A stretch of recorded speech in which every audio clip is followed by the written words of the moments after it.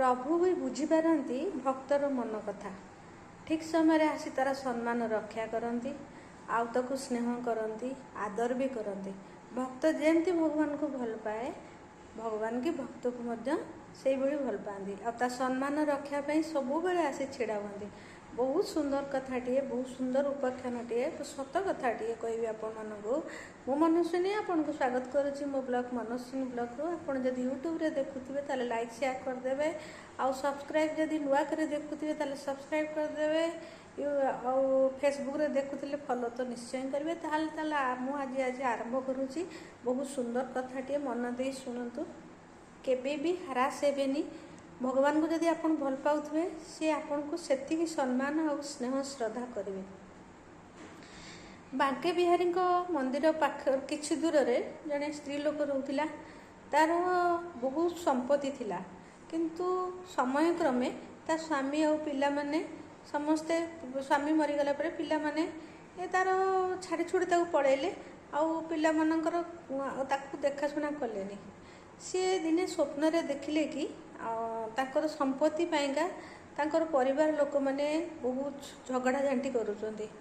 तापर दिन सकाळ से उठी बांके बिहारी पाखु गले एवं तांको मंदिर रे जो पंडित थांती गोस्वामी थांती तांको कहले जे मु मोर समस्त संपत्ति मो प्रभु को नारे करे देबा को चाहूची। सेटू से सब जाक संपत्ति भगवान को नारे कर देले आ कहले मो जीवन सारा एडी भगवान को सेवा करिवि मो जीवन रो शेष पर्यंत।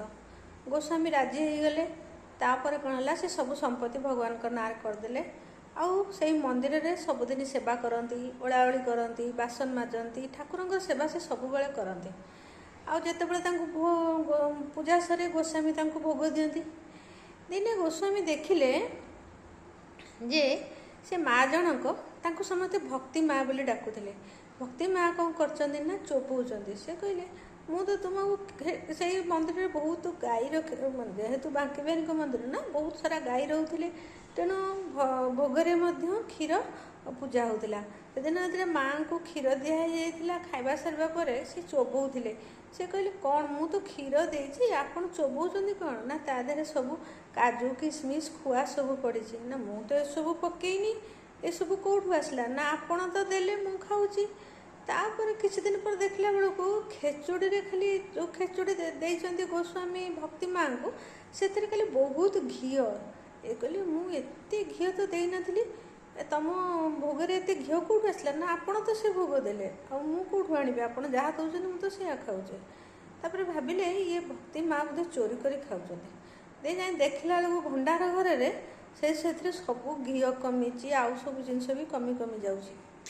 से कहले ताहाले किए चोरी करुचे से गोटे जाइए देखी तापरदिन मंदिर खोली देखला बेलू बांके बिहारी कपड़ा जो पिंधिंट लुगा से पूरा घी लगी हाथ सारा घी लगी। कहले अरे यही तो चोर मु भक्ति माँ को कौन चोरी कर कहूँ यही चोर नहीं तांको सब देइचंदी। कहले प्रभु मु ताकू चोर बोली भावुची आपण कहीं दौरान माने जो रही सब घी कि खुआ कि सब जिन रही सब बहुत सब सत साधु मैंने आसुँच सेवाई यही सब जिन रखा जाए आपड़ सबुदिन नहीं भक्ति माँ को दे दौरान केते कमीगला। प्रभु किसी कहबार ना सी कार्य ठीक कर चले तापर देखले पुणी मेचा मेचा घी खाइबारे। तापर पंडित गोस्वामी भाविले मु प्रभु को कहीकि किसी लाभ ना मु ठीक एमती बाट करी कि भक्ति माँ एटू छाड़ी पड़ेबे। पुणी भाविले भक्ति माँ तो सब संपत्ति बाड़ी भगवान को नाम करदे से जीवे कुआड़े तथापि चेष्टा कले से लोक मानू कहले कि ये आंकर आउ अलग स्वामी अच्छी।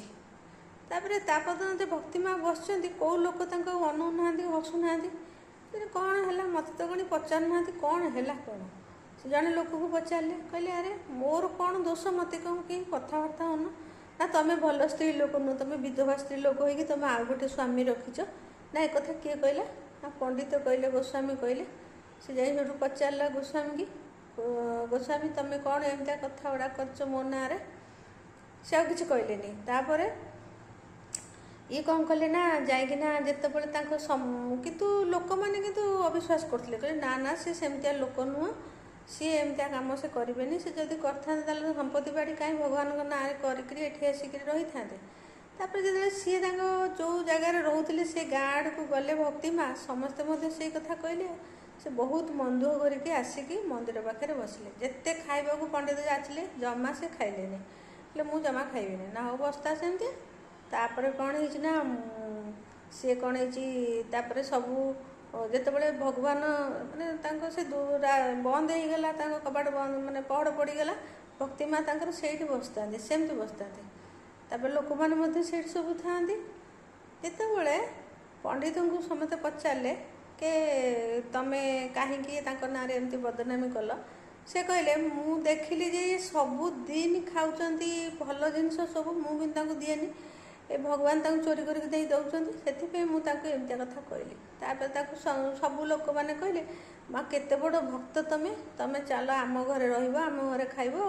ସିଏ କାହା କଥା ଶୁଣିଲେନି। ପଣ୍ଡିତ କହିଲେ ଆଉ ତାହେଲେ ମୁଁ ଦେଉଛି ଖାଇବାକୁ ଖାଅ, ନା ସିଏ ବି ଖାଇଲେନି।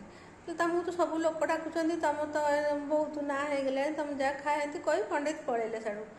କିଛି ସମୟ ପରେ ଯେତେବେଳେ କବାଟ ଠାକୁରଙ୍କ ପହଡ଼ ପଡ଼ିଗଲା, କିଛି ସମୟ ସେ ଲୋକମାନେ ସବୁ ସେଇଠି ଅଛନ୍ତି, ପୁରା ଏତେ ବଡ଼ ଜ୍ୟୋତି, ପୁରା ଆଲୋକ ଜ୍ୟୋତି ପୁରା ଦେଖାଗଲା। ସମସ୍ତେ କାବା ହେଇଗଲେ, ଏସବୁ କ'ଣ, ତେଣୁ ଭଗବାନ ପ୍ରକାଶରେ ଆସିଗଲେ। ତାପରେ କିଛି ସମୟ ପରେ ଦେଖିଲା ବେଳକୁ ସେଠୁ ସେ ମାନେ ପ୍ରକାଶରେ ଆସିବା ପୂର୍ବରୁ ଭକ୍ତି ମା ଭଗବାନଙ୍କୁ ଜଣେଇଲେ ଯେ ଯଦି ତୋ ପାଇଁ ମୁଁ ବଦନାମ ହେଇଛି ତାହେଲେ ତୋ ପାଇଁ ଗାଳି, ତୋ ପାଇଁ ବି ସମ୍ମାନ, ତେଣୁ ତୁ ମୋ କଥା ବୁଝ। ତାପରେ କିଛି ସମୟ ପରେ ପ୍ରକାଶ ଆସିଲା, ଜ୍ୟୋତି ପୁରା ଦେଖାଗଲା, ସମସ୍ତେ ଅନେଇଛନ୍ତି। ତାପରେ କିଛି ସମୟ ପରେ ଦେଖିଲା ବେଳକୁ ଭକ୍ତି ମା ଆଉ ଜୀବନରେ ନାହାନ୍ତି, ସେଇଠି ଟଳି ପଡ଼ୁଛନ୍ତି। ତାଙ୍କର ଦେହରୁ ଆତ୍ମା ଯାଇ ଭଗବାନଙ୍କ ସାଙ୍ଗରେ ମିଶିଗଲା। ସମସ୍ତେ ଦେଖିଲେ କେତେ ବଡ଼ ଭକ୍ତ ସିଏ ଭକ୍ତି ମା। ଏବେ ସୁଦ୍ଧା ବି ଭଗବାନଙ୍କ ଆଳତୀ କଲାବେଳେ ଭକ୍ତି ମାଙ୍କ ସମାଧି ପୀଠ ମାନେ ପଣ୍ଡିତ କରିସାରିଲା ପରେ ଉପରକୁ ଯାଇ, ଏଇସବୁ କର୍ଣ୍ଣାଟକର କଥା, ବାଙ୍କେ ବିହାରୀ ମନ୍ଦିର କର୍ଣ୍ଣାଟକର, ଉପରକୁ ଯାଇ ଭକ୍ତି ମାଙ୍କୁ ମଧ୍ୟ ଉପରେ ଦୀପ ଦେଖାନ୍ତି। ତାମାନେ କେତେ ବଡ଼ ଭକ୍ତ ସିଏ।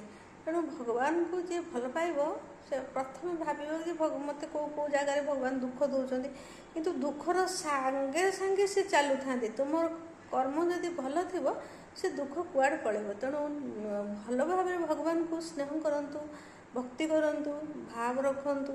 ସେ ପ୍ରକୃତରେ ଯେଉଁ ଦେଖାଣିଆ ଫୁଲ ଫଳ ଏଇସବୁରେ ଶାନ୍ତି ହୁଅନ୍ତିନି, ସେ ଭଲ ପାଇବାରେ ଶାନ୍ତି ହୁଅନ୍ତି। ତେଣୁ ସବୁବେଳେ ତାଙ୍କୁ ଭଲ ପାଆନ୍ତୁ, ନିରବିଚ୍ଛିନ୍ନ ଭାବରେ ତାଙ୍କ ସହ ବିଶ୍ୱାସ ରଖନ୍ତୁ। ଯେମିତି ଦ୍ରୌପଦୀ ରଖିଥିଲେ ଭଗବାନଙ୍କ ପାଖରେ, ସେଇଭଳିଆ ରଖନ୍ତୁ। ନିଶ୍ଚିନ୍ତ ଆଗକୁ ଯିବେ, ଜୀବନ ଖୁସିମୟ ହେବ।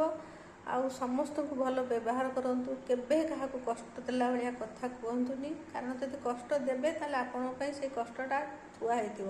ତେଣୁ ବ୍ୟବହାର ଭଲ କରନ୍ତୁ, ସମସ୍ତଙ୍କ ମନକୁ ଜିଣନ୍ତୁ, ଆଦର କରନ୍ତୁ, ସ୍ନେହ କରନ୍ତୁ, ଖୁସିରେ ରୁହନ୍ତୁ। ରହୁଛି। ଜୟ ଜଗନ୍ନାଥ।